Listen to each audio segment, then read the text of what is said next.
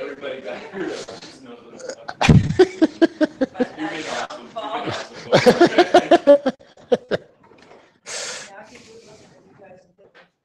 I used to do that. How come I can't do that? I could probably do it. So when I go to visit my mom, right, I got to sign in. We have to sign in as visitors, right? So, and you have to use a pen and everything. And every time I look at it, it's like, what happened to my signature? What happened to my to my handwriting? You know? So,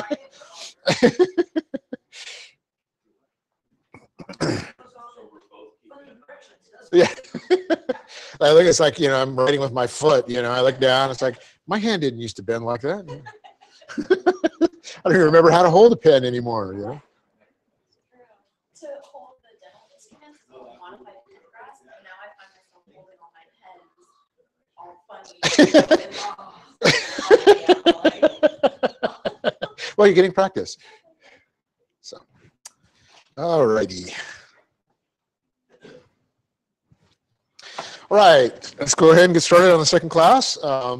As always, you need to make sure that you're standing on worship ground, so let's take our normal few moments of silence to assure that. Let us pray.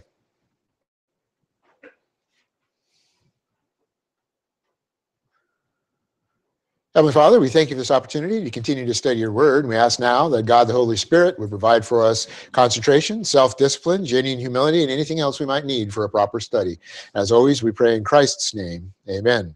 Okay, before I start, I do want to announce our annual congregational meeting. It's going to be on the 20th, on Sunday the 20th, so that's 2 weeks away.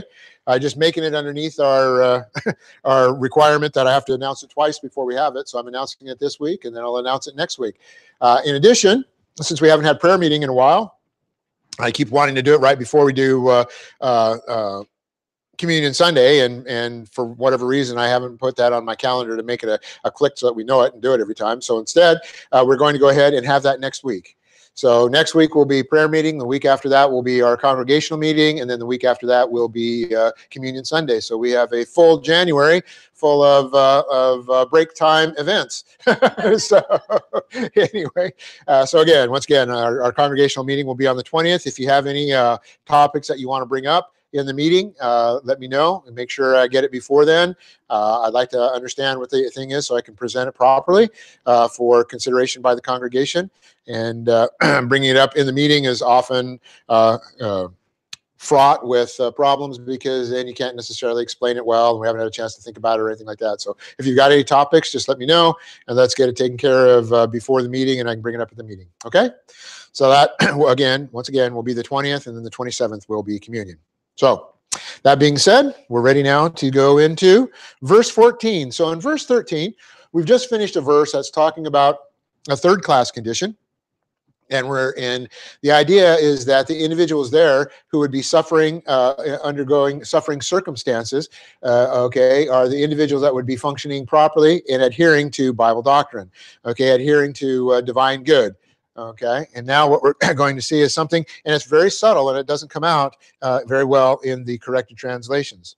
So in fact, I'll read the New American Standard so you can kind of have it in your mind and think about what it might say in the real translation here. Let me get, I've got so much junk in the back of my Bible. Not junk, good stuff, but it takes a while to get to it. So we have here in the corrected translation, in the New American Standards, it says, "But even if you should suffer for the sake of righteousness, you are blessed."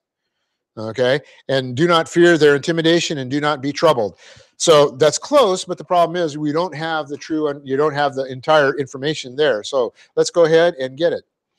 The verse begins. This verse begins a passage which goes from verses 14 through 17. That give encouragement in times of potential suffering circumstances. It is also chastising individuals that are undergoing suffering. We're giving information on how to handle ourselves both internally, continued information in our souls as priests, and externally as ambassadors.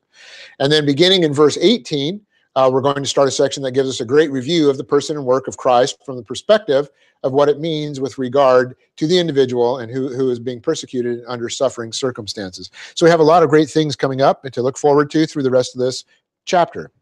So verse 14 starts off but, underline, comma, even if you should suffer. So but, underlined, comma, even if you should suffer.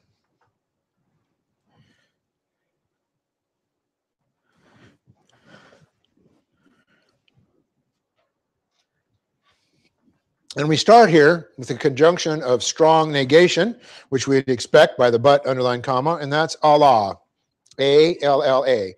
And Allah means but it's very strong, and therefore we always translate it with the underline, okay, and the comma, and it's giving us a very strong transition. So what we're going to see in verse 14 is something that is very different than what we were seeing as a circumstance in verse 13, okay?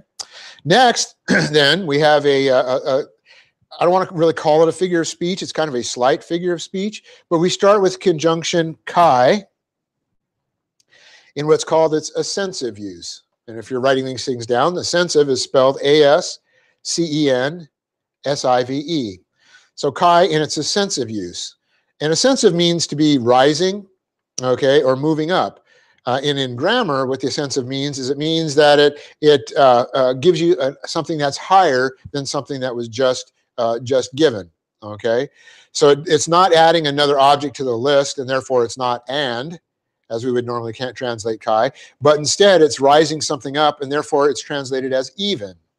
In other words, it's going to compare something that, it's going to say even if, and so it's going to tell us, something that's even higher than this function of adhering to divine good. So it's translated even, okay? And then we have I, EI. And I is a conjunction that introduces a conditional sentence. And therefore, it's always translated as if. And so far, we have but, even, if. Okay? And then this is followed by a present active optative. And optative is something we haven't seen very often. And optative, in fact, this is one of the first optatives that I've translated since I've been pastoring, okay? And so I got an opportunity to do a lot of study on optative, but it's followed by a present active optative of the second person plural verb, pasco. P-A-S-C-H, long O. Pasco. And this word, in the Attic Greek, meant to experience something. And it indicated everything that happened to an individual, whether bad or good. So it was an experience, okay? But as it came into the Koine, words change as they go from, the way they're used in archaic, and, they like everything else, they grow, right, and change. And so as it went from Attic into Koine, it came to be used less and less frequently in a good sense. And when it's never without some clear indication of it being in a good sense. So now, when it's in the Koine, if it doesn't have a good sense associated with it very clearly, it's in a bad sense, okay? And so in our verse, it comes to mean what it means actually normally throughout the New Testament, which is to suffer. And what we're talking about here is not suffering circumstances, okay? Or excuse me, we are. It is going to be suffering circumstances, okay? Because of the optative. So the potential that we have in the optative gives us the concept, I read my own sentences here, the potential that we have in the optative gives us the concept of suffering circumstances. And we haven't, like I said, we haven't seen the optative very often, so I want to give you a little bit of material associated with it, a little bit of information. The optative is very closely related to the subjunctive. The subjunctive is the mood of potential, okay? The optative is also a mood of potential, okay? But it's a mood of potential of something that, in this case, may or may not happen, and it probably will not happen, okay? So the material that I'm going to give you right now, is a part of this, is a quote from Greek Grammar Beyond the Basics, and Beyond the Basics with a subtitle, An Exegetical Syntax of the New Testament. And this is by Daniel B. Wallace, and it was published in 1996 by Zondervan. Okay? And Wallace says there are less than 70 optatives in the entire New Testament. That's why we haven't run across it very often. Okay? With all the different moods and stuff, to have less than 70 of them. There are less than 70 optatives in the entire New Testament. In general, it can be said that the optative is the mood used when the speaker wishes to portray an action as possible. It usually addresses cognition, but may be used to appeal to the volition. So in other words, the optative has volition assigned with it, okay? Along with the subjunctive and imperative, the optative is one of the potential or oblique moods. And the idea is that it gives us potential, but the optative, as opposed to the subjunctive, which gives us, a potential that probably will happen, the optative tends to give us potential that may or may not happen, or in most cases will not happen. And the optative really gives you the context of having your volition associated with it. See, you would use a subjunctive if you say, you may or may not get hit by a car. Okay, an optative here we're going to see is associated with a particular, in this case, a particular class of conditional sentence. So, continuing my information here, there are four that now this is not coming directly from the book, but is a kind of a summary of the book. It says there are four basic types of optative. There's called a voluntary optative, and that's the optative that of an obtainable wish, and that means that the optative is portraying something that could happen as an obtainable wish. You have what's called an oblique optative, and that's used in indirect questions. You have the potential optative, which is used with the particle "and" to indicate a consequence in the future of an unlikely condition, and you have what's called the conditional optative, and that's used with the conjunction "I." Okay, to indicate a possible condition in the future, usually as a remote possibility. The fourth type, obviously, is what we have here. And then Wallace, in fact, uses our verse as an example, and he states, quote, "This is the use," he's talking about the conditional optative. He says, "This is the use of the optative in the protasis of a fourth class conditional sentence, and along with the conditional particle I. It is used to indicate a possible condition in the future, usually a remote possibility, such as if he could do something, or if perhaps this should occur, and there are no complete fourth-class conditions in the New Testament." He goes on to say, this text comes as close to a complete fourth-class condition, and now he's specifically referring to our verse, okay, comes as close to any as a complete fourth-class condition in the New Testament. Prima facie, the reader of this letter has not yet suffered for righteousness, and the possibility of such happening seems remote. The author reinforces this point in verse 17, which of course we will get to, again with a conditional optative. So here we haven't really had optatives. There's only 70 of them, and we actually get 2 of them in Peter in the same chapter. Okay, so I'm getting the opportunity to increase my grammar. Okay, and the idea here, or in verse 17, is that it's going to say, in this gentleman's translation, it is better to suffer for doing good than for doing evil, if the will of God should will it. Okay, so I said he says it's associated with a fourth-class conditional sentence. So I'm going to take a moment here to give you the 4 classes that we have of conditional sentences. Many of you know these, and so it's a review for you. Some of them, and particularly out, in space out there, you may not have ever heard these before, okay? So the first class conditional sentence indicates the assumption of truth for the sake of argument, okay? That's usually considered to be a debater's first class. The idea then is and let's assume that this is true for the sake of argument, comma, then, right? So it'd be, if there were really men on the moon, or, if there were really Martians, comma, then we wouldn't, blah, blah, blah. Okay, and that's assume that there really are Martians for the sake of this argument, okay? That's kind of the first class conditional sentence. The second class conditional sentence indicates the assumption of an untruth for the sake of argument. Okay, so the first one is if and it's true for the sake of argument. This one is if and we know it's untrue, okay, for the sake of argument. And this is what's appropriately called a contrary to fact condition. The grammars say it might be better to call it a presumed contrary to fact, however, since sometimes it presents a condition that is true, even though the speaker assumes that it is untrue. Okay, so just to confuse you even more. And we have a passage in Luke 7:39 that presents this condition where it's just assumed to be untrue when it's not. Luke 7:39 says, "If this man were a prophet, he would know who and what sort of woman this is who is touching him, that she is a sinner. And so this is a second class of presumed untrue because he really does know. Okay, so a better, more direct one for this class 2 to give us a negative connotation is John 5:46, which says, if you believed in Moses, you would believe in me. And the idea is, if you believed in Moses, which you don't, okay, then you would believe in me, which you don't, right? So it's if, and I know it's not true, okay, but let's assume that it were. That's kind of what the second class tells us.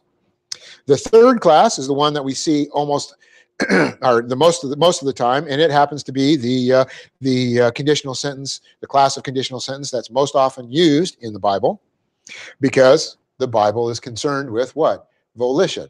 Okay, and the third class is the one that is maybe you will and maybe you won't.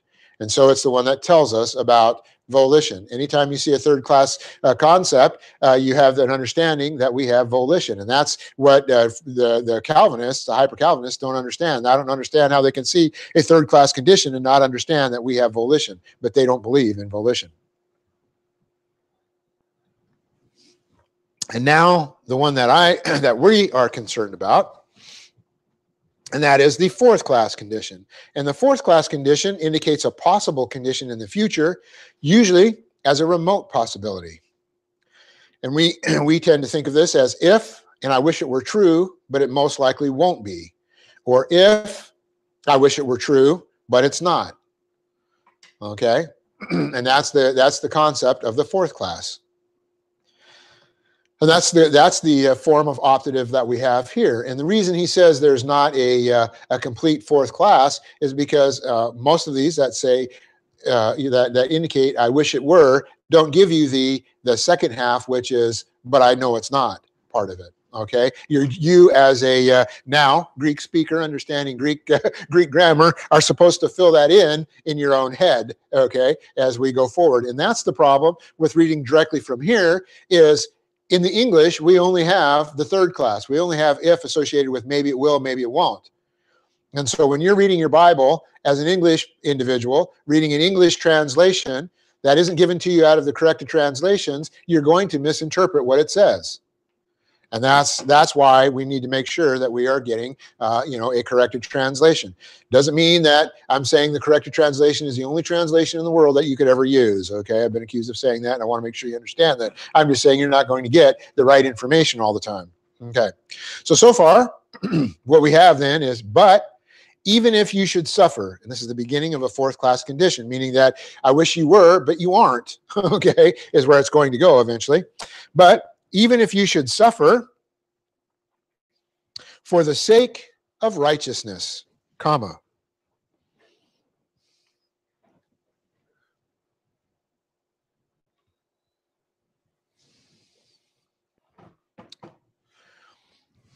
But even if you should suffer for the sake of righteousness, comma.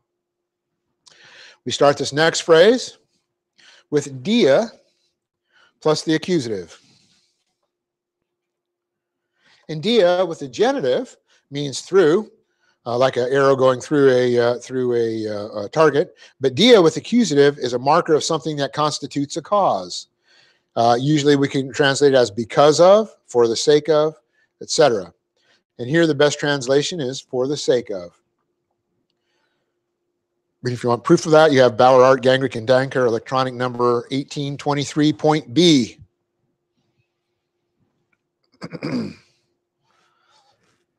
So for the sake of righteousness, and this is for the sake of. Then we have what we would expect, because we've seen this word before. We have the feminine accusative singular of the noun dikaiosune.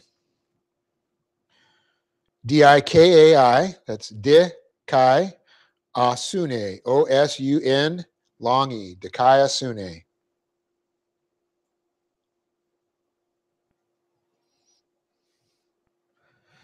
And dikaiosune means the quality, state, or practice of judicial responsibility with focus on justice. So what we always look at, when we look at dikaiosune and we look at righteousness, we have to understand that righteousness is the other side of the coin of justice. Okay, justice is in principle and righteousness is in action. Okay. It's then extended to mean the quality or state of judicial correctness with focus on redemptive action. Therefore, we have righteousness. And again, that's another Bauer, Gangrick, and Danker 2004. Okay, so we're talking about righteousness. And here we're talking about divine righteousness for the sake of plus R. We're not talking about relative righteousness, obviously. We were talking about divine good, and now we're talking about divine righteousness. I think that's fairly clear, so I didn't add the word divine, but if you feel you need it in your corrected translation, feel free to add. You won't be adding to the truth of the Word of God. Feel free to add the word divine in front of it if you want to. Okay? Then we have a Greek comma, which is an English comma, and so we end this with a comma. Okay. The punctuation in Greek is a period in Greek is a period in English. A comma in Greek is a comma in English. A semicolon in Greek is a question mark in English. And then there's a mark in Greek that isn't anything in English. It doesn't look like anything in English. It's well, I guess you could say it's like a single quote, you know, or a hyphen or something like that in the Greek, and that gives us the semicolon in English. So if you're ever reading Greek and you see those, you now know what they are. The last phrase then in this first sentence, and this what I guess I failed to mention in verse 14 is verse 14 is 1.5 sentences long. Okay, it has one full sentence, and then it begins another sentence that doesn't finish until it goes into verse 15. So it's kind of a weird place to do a break. Remember that the versation and the chapter, the breaking down of chapters and verses was not divinely inspired. Okay, they were done by human authors. Okay, the actual text is written as one long letter. You know, Peter didn't say verse 1, you know, chapter 1, verse 1. He just wrote an epistle. So usually they do a really good job. In this case, it's not bad. It's just we only get 1.5. Okay, so the end of this first sentence tells us, you would experience happinesses / blessings, period.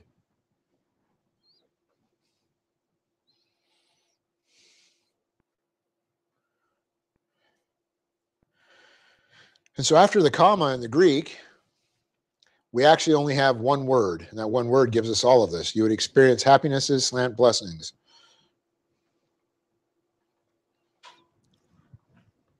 You know, you've all seen the situation where you've got a translator and someone's speaking another language and they go, blah, blah, blah, blah, blah, blah, you know, like, you know, for 1.5 minutes, and then the translator says 3 words, right? You go like, wait a minute. Well, this is the opposite. This is, in the Greek, there's one word and we have to translate it into 4 here, or 5, 6. Yeah, there are 1, 2, 3, 4, 5. Okay, 5. Okay. But anyway, what we had after the comma in the Greek is we have a masculine nominative plural of an adjective. And the adjective is makarios. I think we've seen this before as well. And it's M-A-K-A-R-I-O-S, makarios.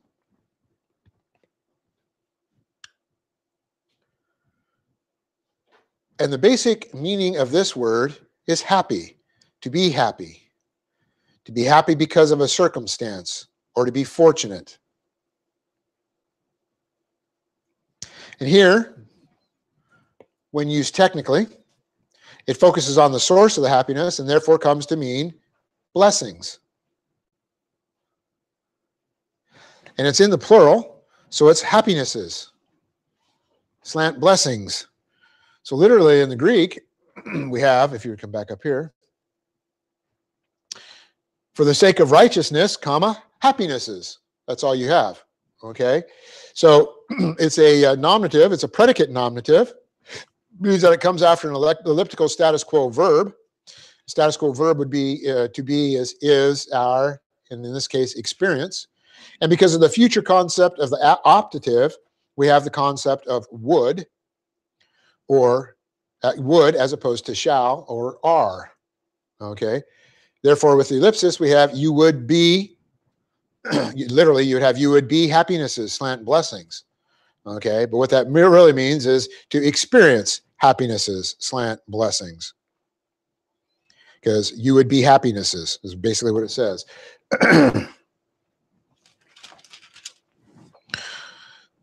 But even if you should, anyway, but even if you should suffer for the sake of righteousnesses, you would be happiness. You would be happinesses. So we've changed it, and it's instead we have you would experience happinesses slant blessing. Blessings, it's in the plural. So all together, but, underline comma, even if you should suffer for the sake of righteousness, which you aren't, okay, that's the fourth class condition, saying, I wish it were so, but it's not. So Peter's saying, even if you should suffer for the sake of righteousness, which you aren't and you won't, okay, you would experience happinesses slant blessings. And so what he's going to show us here, and we'll get it in the analysis, but what he's showing us here essentially is that they have individuals there that are suffering. Okay, and the idea is that they're suffering because they're wrong. They can't claim that they're suffering and that they're undergoing suffering circumstances like they could in verse 13, saying, oh yeah, I'm undergoing suffering circumstances because I'm adhering to divine good. Instead, these individuals are suffering, and they're suffering because they're malfunctioning. See, without understanding the optative in the fourth class, you don't get that when you read it in the English. It sounds like a good thing. Ooh, even if you did this. And what he's doing is he's smacking some of them. Okay? He's saying, even if you should suffer for the sake of righteousness, but you won't and you aren't, okay, then you would be experiencing happiness. So he's giving us two important pieces of information in a very short sentence. One is that there are individuals there who aren't suffering as a result of proper function. They're suffering either as a result of self-induced misery or a divine discipline. Okay? And he's giving us the information that says suffering circumstances, if you experience suffering circumstances, they lead to happiness. So we actually have both sides in that one chunk of English because of the optative. Okay? Because it gives us the fact that there are some who aren't, but then also the potential that says there's some who could be, okay? And then they would be happy. And then you're going to have the question that says, well, how can I be happy under suffering circumstances? And we're going to get into that as we go through. Yes, sir. Happinesses and blessings, and then the one down below, happiness singular. Oh, it's plural. It's plural. It was my mistake. Thank you.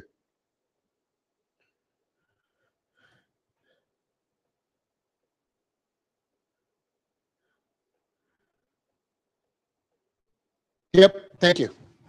Very good catch. Yeah, it's plural. It was the masculine nominative plural of makarios. So it's happinesses and blessings, okay, or blessings, okay?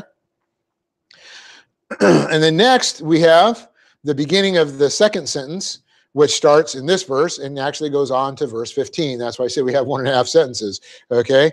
It starts out with the phrase, and do not become afraid of.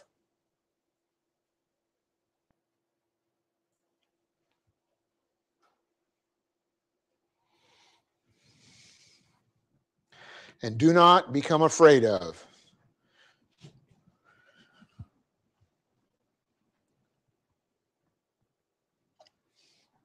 We start here with the postpositive conjunction de, de. And when used as a form of light contrast, we usually translate it as but. However, when used as a coordinating or joining conjunction, we have and. And here, that's the way it's used, as a coordinating conjunction. And so we have and. And whenever it's used that way, the connotation is and but. I mean, the but is still in there. It's and, da, da, da, da, you know, and I'm going to give you something else that's in contrast to that, but I'm not going to go so far as to say but. Okay, so we have and. And then we skip an emphatic phrase and go to the action. So I'm skipping an emphatic phrase, which we're going to see in a second, which of course will be underlined because it is emphatic. Okay, we start with the negative particle may, meaning not. And then this is followed by the aorist, passive, subjunctive, second person plural, okay, of the verb phobeo, P-H-O-B-E, long O. And this word means to be in an apprehensive state, to be afraid, to be frightened. And so here in the negative, we have the translation, and do not become afraid of. And the idea here in the plural, it's not translated into the English. The idea in the plural here is that fear comes in many flavors. Okay, so if you were to try and translate it in the English, it would say, and do not become afraids of. Okay, but that's not a word that we have. And so the idea is that we're thinking about, you know, you can be afraid of a lot of different things.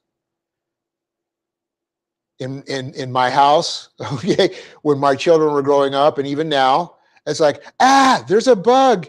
Dad, come kill it. It's like, you know, you're like 5,000 times bigger than a bug, right? You know, there's no need to be afraid of a bug, okay? But many people are, right? Particularly when they get nasty looking like scorpions, right? Even that I start to, you know, no, but the idea is like you can be afraid of bugs. You can be afraid of flying. You can be afraid of all of these different things, right? And so this Phobos or Fabio, Fabeo, not Fabio, Fabeo is a plural, and it's because you can be afraid of a lot of different things, but I'm not going to translate it as afraids, okay? So, so here we have, and do not become afraid of, and then we have the elliptical part, I mean the part that we skipped, not elliptical, but the part that we skipped that is emphasized, emphatic, there's what I'm going to say, their intimidation. And their intimidation is underlined.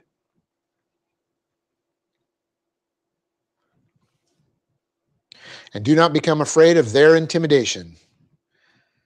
In here we start with the accusative singular of the articular noun. We have the noun version of the verb that we just saw. We have phobos, P-H-O-B-O-S, phobos.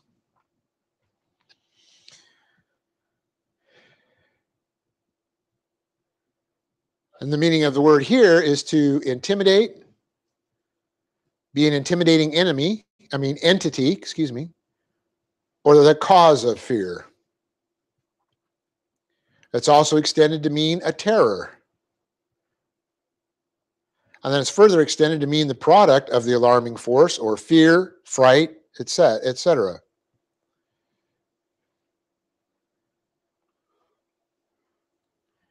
And if you were to take it and boil it down to its very essence, okay, very literally, the phrase would say, "Do not fear their fear."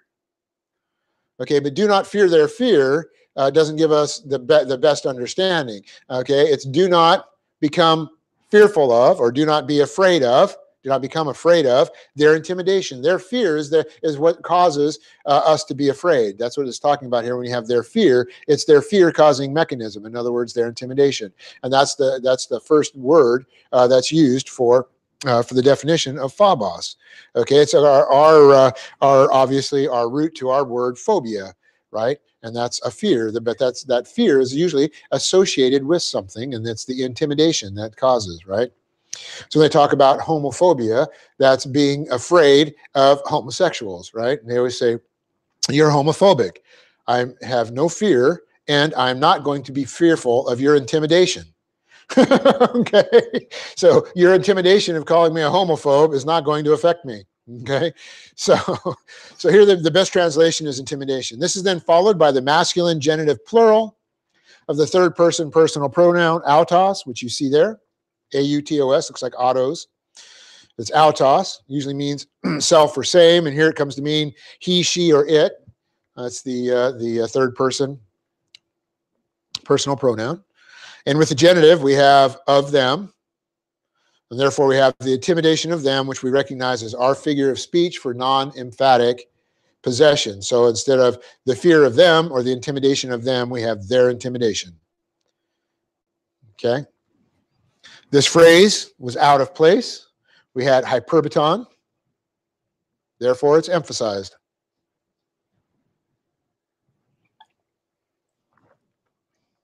And Peter doesn't stop there. He gives yet one more. So he's telling us, first of all, to not have fear. Okay? And then, unless you be one of those individuals that say, "Well, I'm not afraid of anything." Okay? But I worry a heck of a lot. Okay.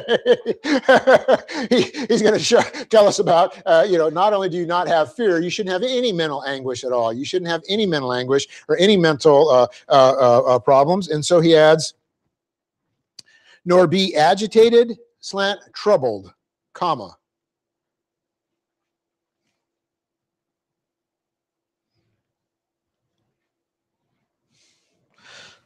And so we have, and do not become afraid of their intimidation, nor be agitated, troubled.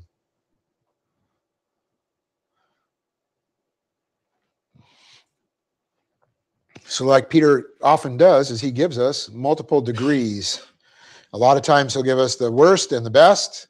He'll give us the smallest and the largest. And here he gives us, everything from terror, because remember that fear that we're talking about, that intimidation, one of the words that could be used to be translated with that, not just intimidation, but as actual terror, if we were to take it that far, okay? You could go from terror to just being agitated, just being worried, just, I wonder if I should worry about that. I'm going to look over my back. I wonder, what's going to come at me from behind, right? That kind of a thing. You're not even supposed to have that kind of a thought process, okay? So, nor be agitated, troubled. And here we start with a negative particle. It's called a crassus. It's where you put two words together, and it's meta. The crassus is when you jam two words together, okay, that by themselves are single words, as opposed to a conjunction, which is putting words together that create another word, and where you actually have a prefix and a suffix or something like that. This is just a root, you push them together, okay? And so obviously we have me, which means not. And then we have de, which we just saw meant and or but. And therefore would literally mean and not or but not.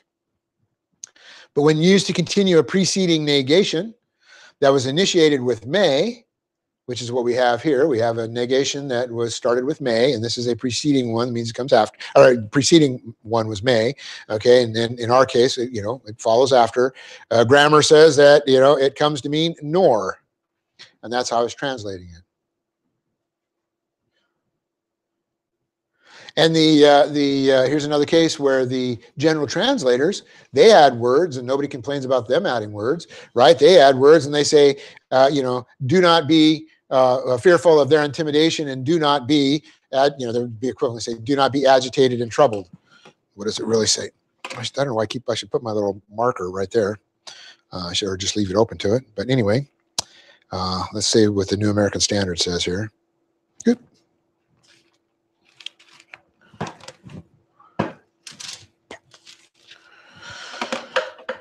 So what they have is, but even if you should suffer for the sake of righteousness, you are blessed, and do not fear their intimidation, and do not be troubled. Okay? There's no and do not. It's just nor. Okay? And the next word that we have is the aorist passive subjunctive, second person plural of the verb tarasso. T-A-R-A-S-S-O. Tarasso.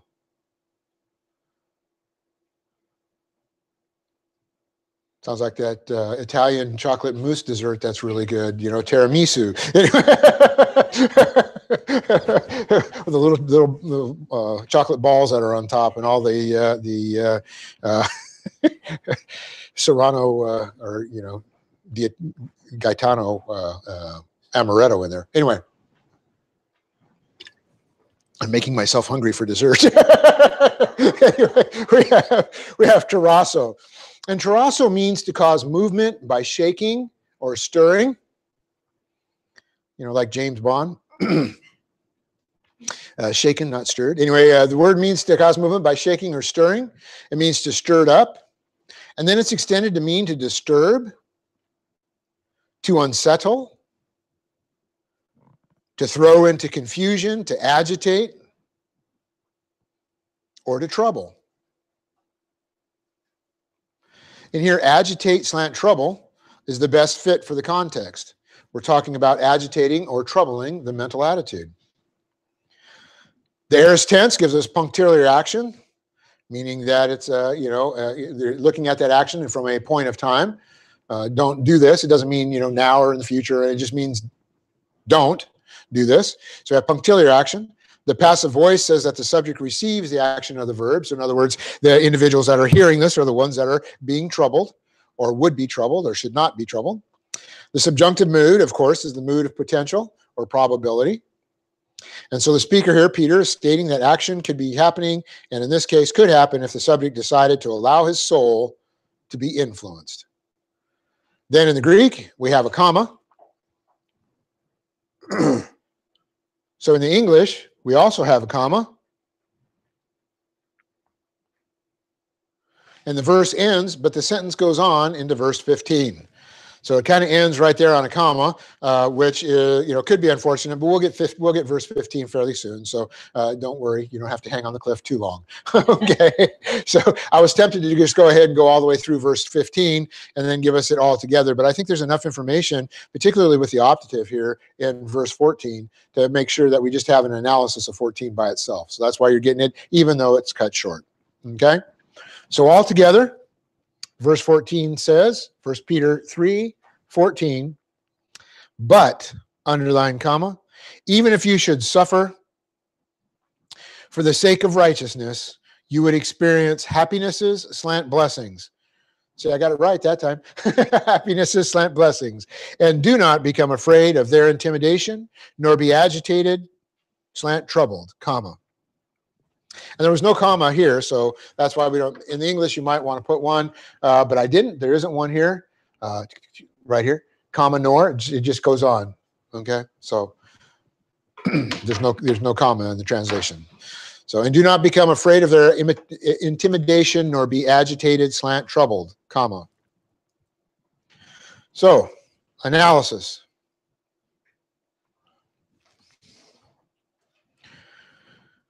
Point 1. This verse has some subtleties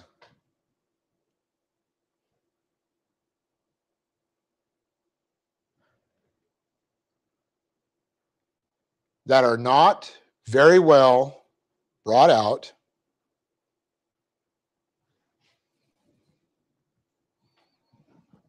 by the general translators.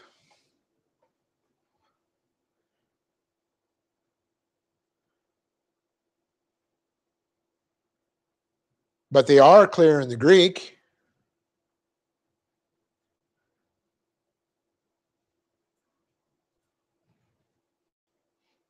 And we must see them in this analysis.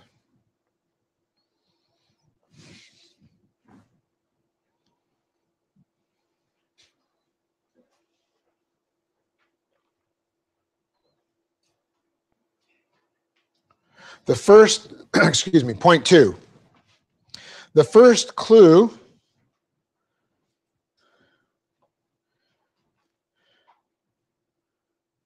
is the use of the emphatic conjunction of contrast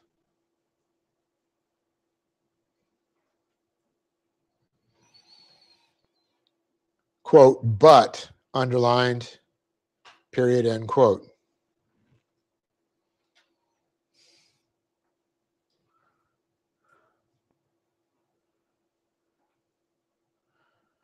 See, I have my movie line, the secret doesn't lie with Charlotte, the clue lies with Bud. Anyway, if you see the movie that I'm talking about, you'll know what I'm talking about. If you don't, it doesn't matter. Anyway, the first clue is the use of the emphatic conjunction of contrast, but. Subpoint A. This contrast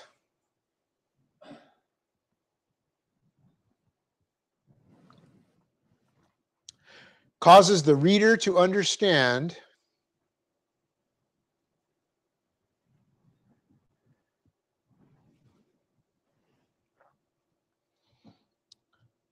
that Peter is making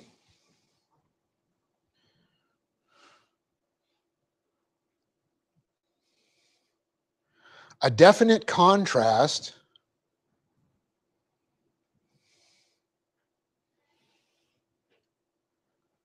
to the individuals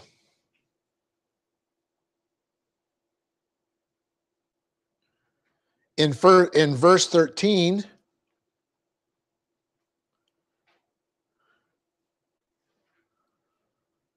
who may be functioning properly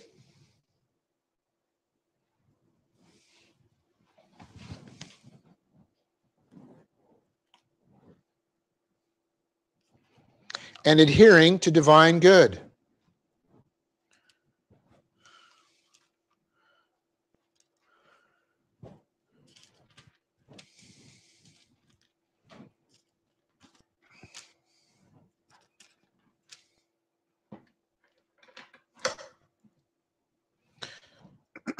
So if you go back to the to the general translators, it said, "And who is there to harm you if you prove zealous for what is good? But even if you should suffer for the sake of righteousness," and that "but" there in the way they've translated it doesn't give you the concept that he's really changing subjects. He's really doing a contrast here. He's not taking this idea of you doing divine good and extending it to functioning properly. He's saying, I wish you were. That's that whole optative. I wish you were, but you're not. So he's telling you that some of those people in 13 are not producing divine good. Okay, so this contrast causes the reader to understand that Peter is making a definite contrast to the individuals in verse 13 who may be functioning properly and adhering to the divine good. So if he's making a contrast to the ones who are functioning with divine good, then there he's talking about individuals who aren't, right? Subpoint B. Therefore, Peter is now addressing individuals who are not functioning properly.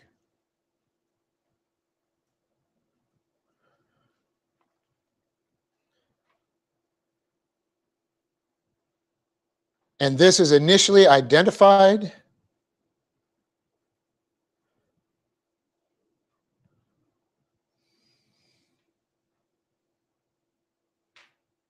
by the strong contrast, period.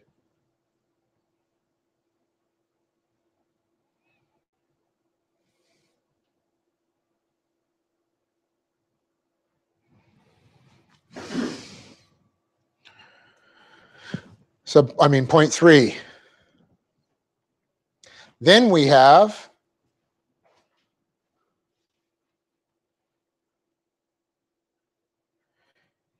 a forceful set of conjunctions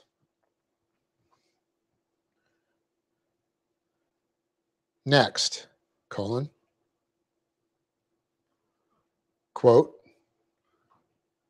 even if, period, end quote.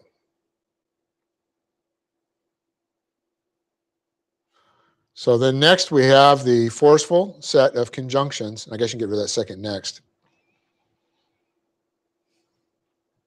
Or then we have the forceful set of conjunctions next. There we go. Even if. The idea here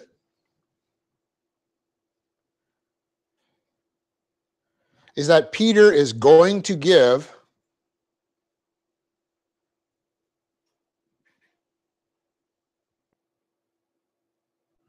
a point that is, quote, higher, end quote,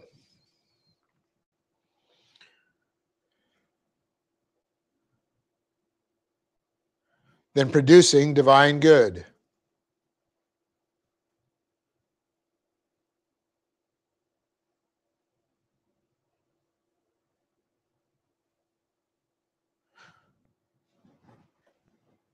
By using the ascensive use of Kai,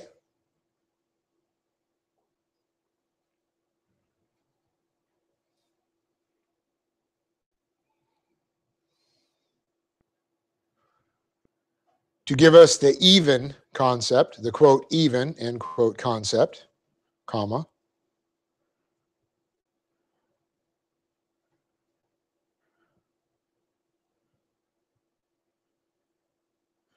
Peter is stating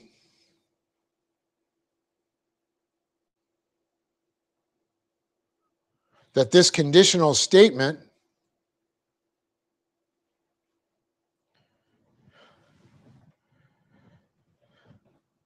is going to give an example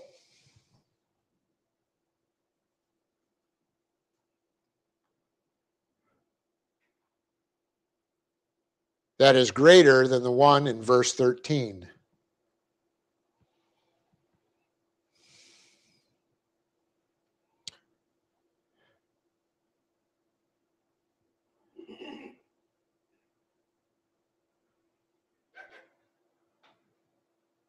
He introduces this example with the if clause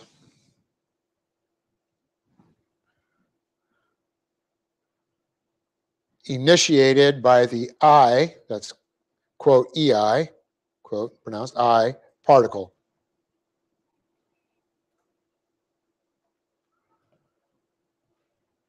Actually, it's pronounced A, like in neighbor and way. It's like our 8. But anyway, so the concept of how is this higher? Well, the concept of it being higher is the fact that in verse 13, we're talking about functioning with adhering to divine good. But now in this next one, we're talking about he takes it up that level and he's saying not only in divine good, but in all righteousness.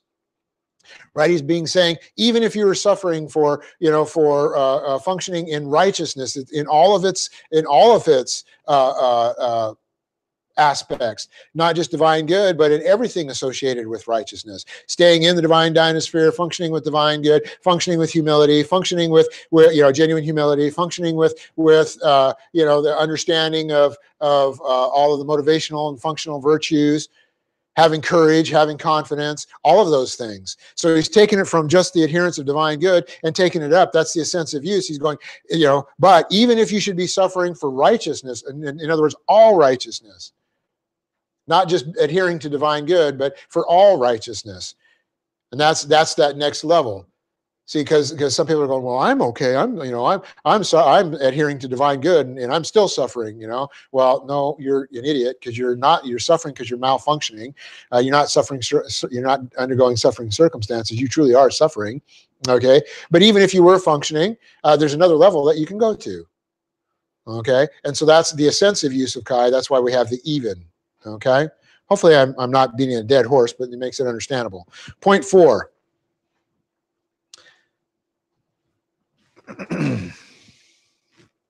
Oops. Point 4. Then the real anchor to understanding this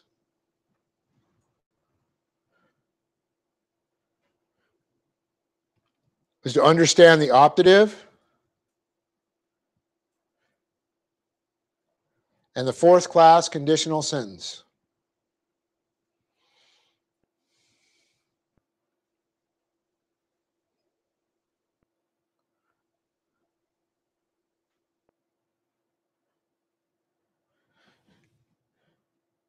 And at some point A, I'm going to give you what I gave you during the exegesis. So if you wrote it down during the exegesis, you can just point back to it or copy it. But I wanted it to be in your notes here, so we're going to go ahead and get it anyway. And that way, if you didn't get it, you're going to get it now.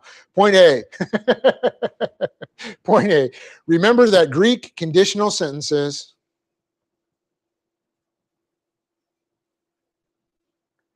come in 4 flavors.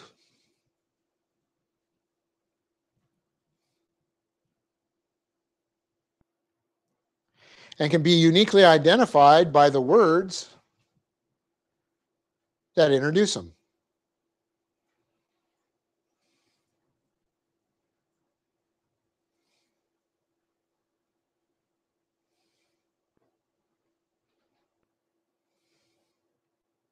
Subpoint 1.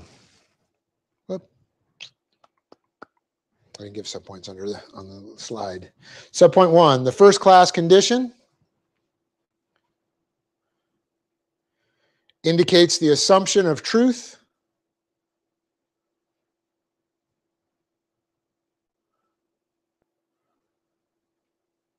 for the sake of argument.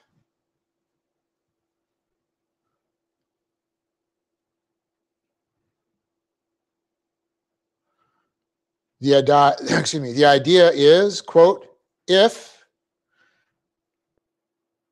and let us assume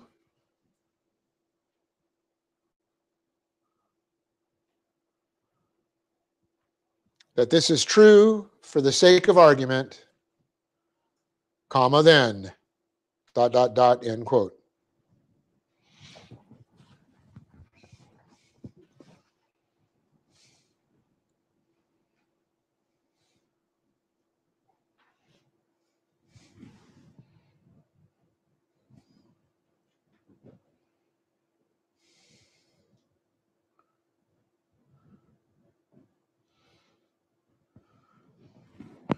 Subpoint 2, the second class condition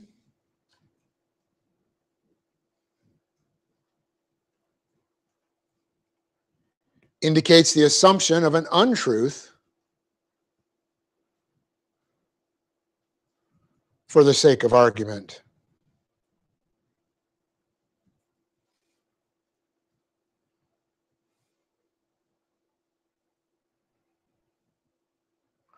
Luke 7:39.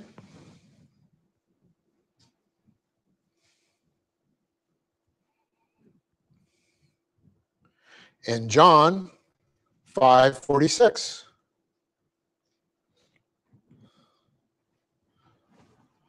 I'll give you John 5:46 here in your notes. It says, if you believed Moses, comma,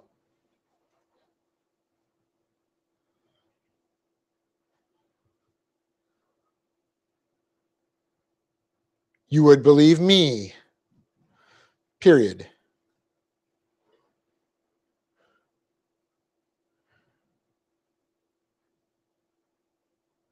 And the meaning is, quote,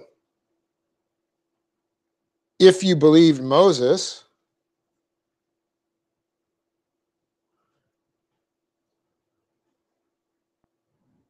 but I'm assuming you don't,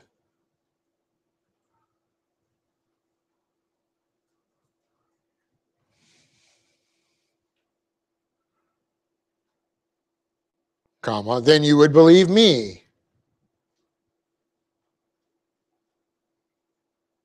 which I'm assuming you don't.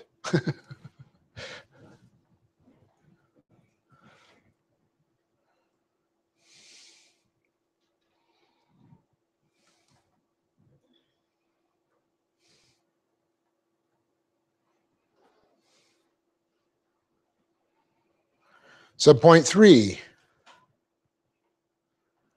the third class condition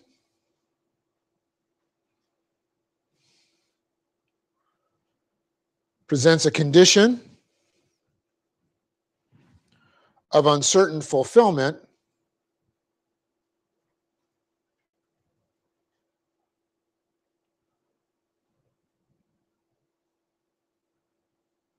which is usually dependent upon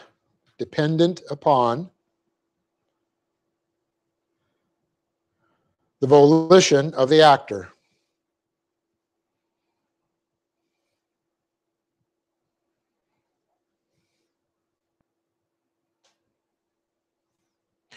We usually think of this as, comma, quote,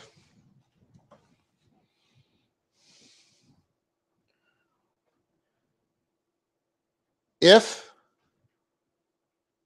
and maybe you will, or maybe you won't, dot, dot, dot, period, end quote.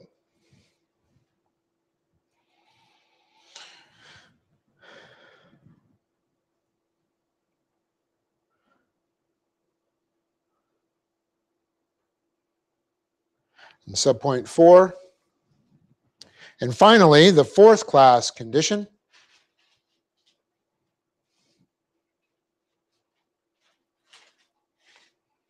indicates a possible condition in the future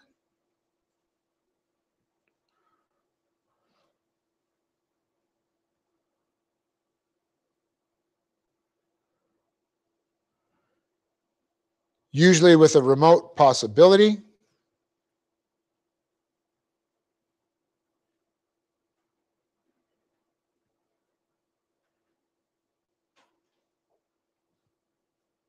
or in the present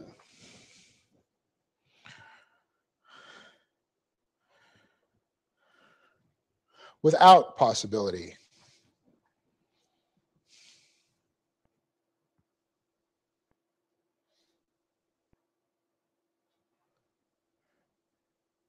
We usually say, comma, quote, if, and I wish it were true,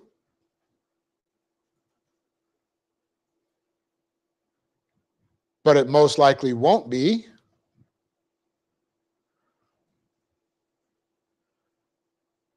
end quote, or quote, if, and I wish you were, but you aren't.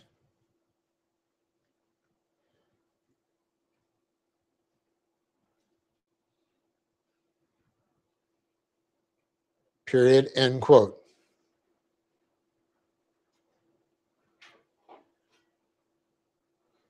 That's the class that we use if you're talking to, say, for example, to a tyrant and said, if you're a decent person, you would blah, blah, blah. And your intent is very clear. You're saying, if you're a decent person, but you're not, okay, you would do such and such, but I know you won't, right? You know, so that's the fourth class, and we have it in the English quite a bit, but it's not used that much in the Greek, and it's not really used that much in the English, and it's certainly not identified in the English very often as being this kind of a class. That leaves us ready for subpoint B, and that's where we'll pick it up next week in our analysis, is with subpoint B under point 4. Okay, and with that, we'll go ahead and close with a song. And I am appreciative and thankful that you guys sat through all of that grammar, because I know when I was studying it, how you could have to slug through it, and know that as a fantastic congregation, you have the ability to understand all of that, and I'm not going to shortchange you of that ability.